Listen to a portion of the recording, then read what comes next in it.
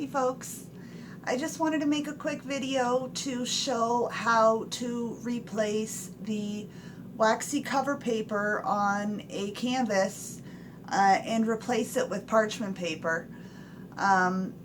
If you're like me, I'm not a huge fan of the waxy cover paper, and I am definitely not a fan of the clear cellophane. What I like to do is I like to grid and section out my my canvas, and it just makes it a lot easier for me. I mean, everybody's different. Yeah, I use Betty Crocker parchment paper. I found this at Dollarama in Canada. I have also seen that Reynolds wrap parchment paper. I think it's just Reynolds parchment paper. I believe you can find that in the States. I'm not sure if it's in the UK as well, but if you find you have a parchment paper and you're unsure about it, what you can do is do a test section on the very corner of your canvas on the adhesive. If you just give me one moment, I'm going to reposition the camera and then I'll show you. Okay, there we go. Okay, so I've already got a pre-cut square done. Now, when you're doing it for the first time, well, not really the first time, when any time you're putting parchment paper on a canvas, I personally always do a test square or a test corner. Just take the little corner of the paper, press it down on a part of the adhesive. This one has an overlapping part. That's usually the best part to test it on.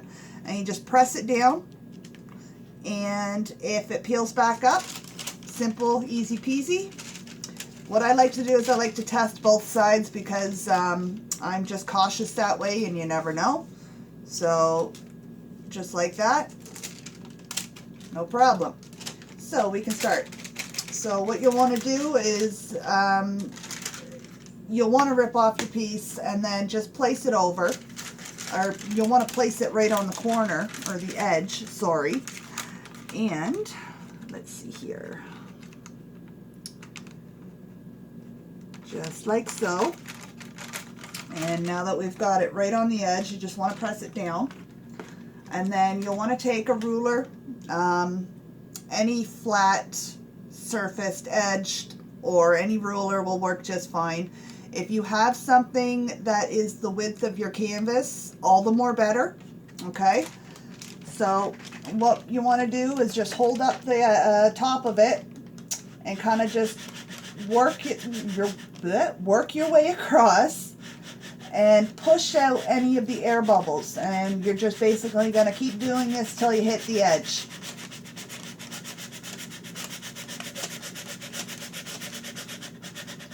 Usually by the time you get to the top, you can let it go. Sometimes it'll stick and push its way down. You can just pull it back up again and then just keep going. And then just keep pushing right to the edge. Easy peasy, right? Now if you're like me, I like to keep an even edge around the canvas. Now in that case, having a paperweight is your best friend, okay? And what you'll want to do is, we have a large edge right here. We are just going to make a tiny little snip. You want to try to keep at least about a ½ inch away from the adhesive. That way you don't leave any exposed and you don't get any fluff or anything on it, right? So just make a tiny little snip. And sometimes you can, if you have a good pair of scissors, you can just slide them along and it glides right through like butter. Sometimes it doesn't. Now if it doesn't, make a snip, hold on to the edge, and then just push your way through. Sometimes it does. It's not as easy as it looks sometimes, but sometimes it is. Okay, so just slide it through. Where are you? There we go. There's one side. And I guess there's only really 2 sides that I can do on this one. The rest of it's fine. Make a snip and then just glide.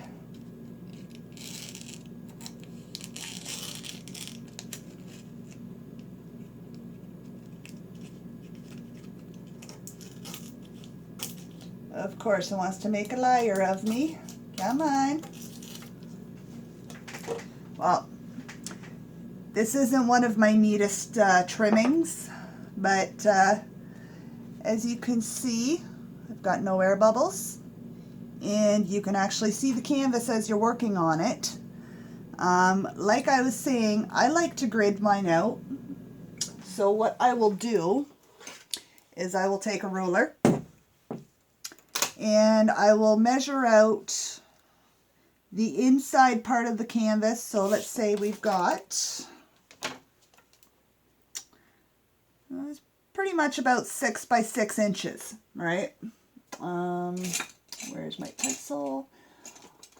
I find with the parchment paper, you can mark pencil on the parchment paper better than you can mark it on the waxy paper. The wax paper, it doesn't pick up any pen or any pencils or anything like that. So this one here, since it's 6 by 6 inches, I will probably do 2-inch sections. So we'll mark out 2-inch, another 2-inch, and then we've got another there. And then I will do that at the top and bottom, and then both sides. So we've got, where are we? 2-inch, 2-inch.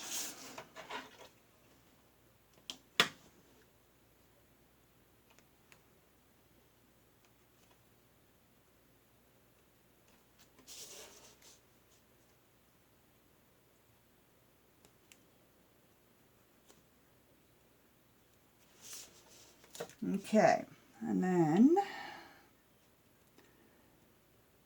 we just line her up.